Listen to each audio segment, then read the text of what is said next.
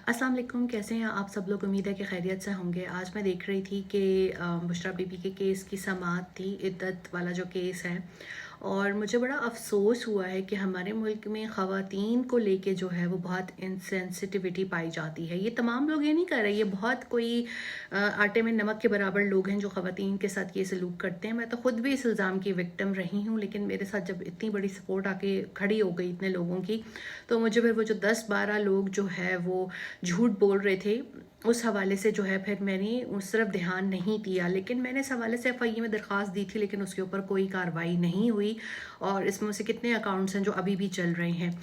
हमारे मुल्क में पीपल आर ऑब्सेस्ड विद इद्दत, शादियाँ, तलाक, अज़दवाजी ताल्लुकात, गैर अज़दवाजी ताल्लुकात, ज़िना की बातें, ये चीज़ें, मतलब किसी के ऊपर कोई भी इल्ज़ाम लगा कर लोग निकल सकते हैं, और ये भी नहीं डरते कि अल्लाह ताला ने जो है वो इस तरह की चीज़ों से मना किया है कि किसी के ऊपर बहतान ना लगाया जाए, किसी के ऊपर इल्ज़ाम ना लगाया जाए। लेकिन हमारे मुल्क में ये कल्चर सा बन गया है कि आखिरी कौन से केसेस पढ़ते हैं, भैंस चोरी की थी, इसकी गाड़ी में मंशियात थी, या इसने जो है वो इद्दत में शादी कर ली, या इसके जो हैं वो नाजायज़ ताल्लुकात हैं।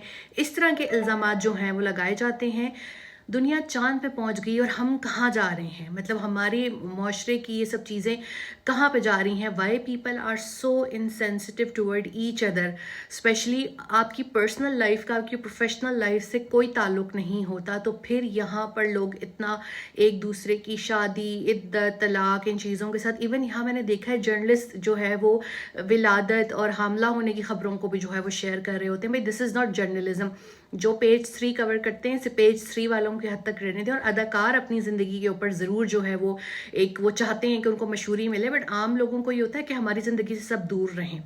अब ये बड़ा अफसोसनाक है इस तरीके से अपने सियासी मुखालफिन की ख़वातीन को तंग करना, उनकी किरदार कुशी करना, अपने टाउट्स के ज़रिए से करवाना, पैसे दे के लोगों से ख़बरें लगवाना। बहुत से सहाफ़ी जो हैं, आपको पता है कि वो सहाफ़त नहीं कर रहे, वो सिर्फ ज़लालत कर रहे हैं इस टाइम पे। तो मुझे बहुत दुख होता है ये तमाम चीज़ें देख के कि ख़वातीन जो हैं वो फिर जाकर उनको अपनी बेगुनाही साबित करनी पड़ती है, या उनको इन मामलात में भी अदालतों में पेश होना पड़ता है। ये बड़ा अफसोसनाक है। इस कल्चर को ख़त्म होना चाहिए।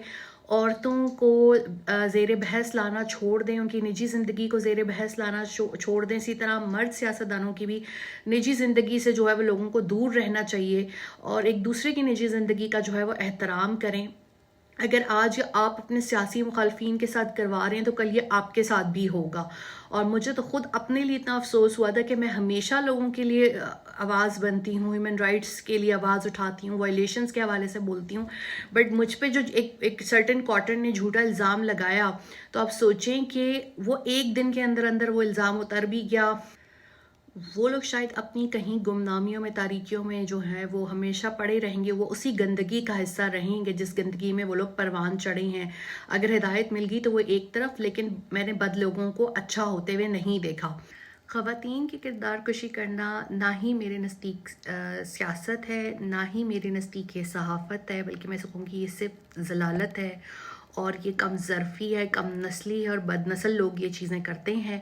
और पता है ये फिर आप इससे मकाफ़ात अमल भी होता है, फिर ये चीज़ें आपके ऊपर भी आ जाती हैं। अगर आप झूठे इल्ज़ाम लगाते हैं, किसी के लिए घड़ा खोदते हैं, तो आपके साथ भी वैसे ही हो जाता है।